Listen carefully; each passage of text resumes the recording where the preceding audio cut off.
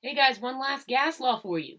This is the last one we're going to use regularly. I have one more to show you, but this is the last one, and this is the one we hadn't done. None of the classes had gotten to this before we left school. This one's called the ideal gas law.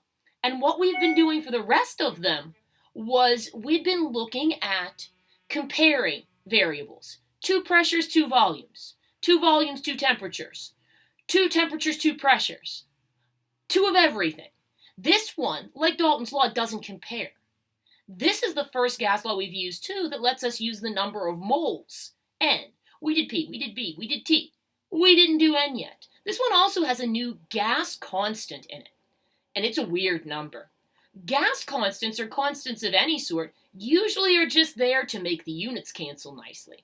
So our constant for this one is R.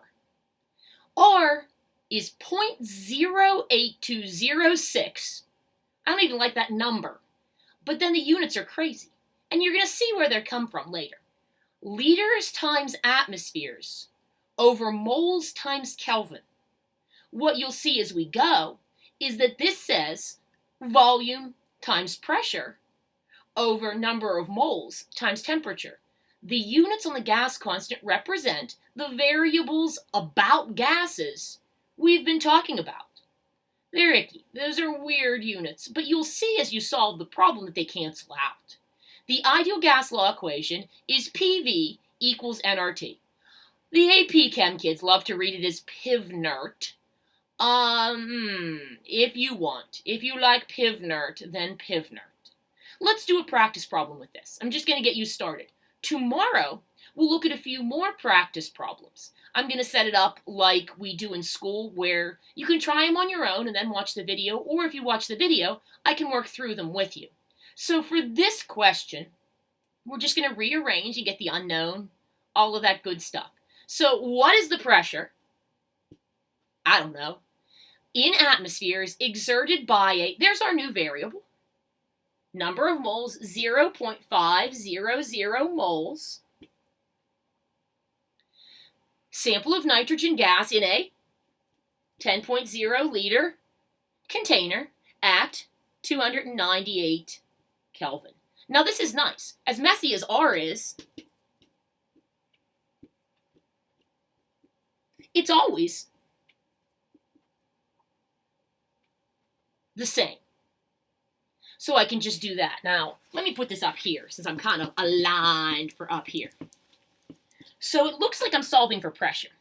If I do PV equals nRT and divide both sides by volume, volume on this side would go away and leave me P equals nRT over V. Then I substitute.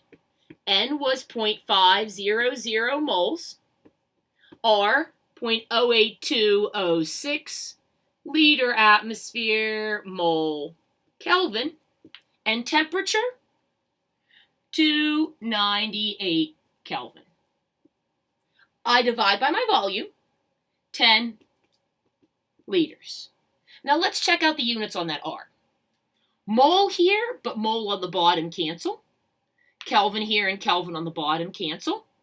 Liters below and liters above. Give me atmospheres as my new unit, and that's what I want.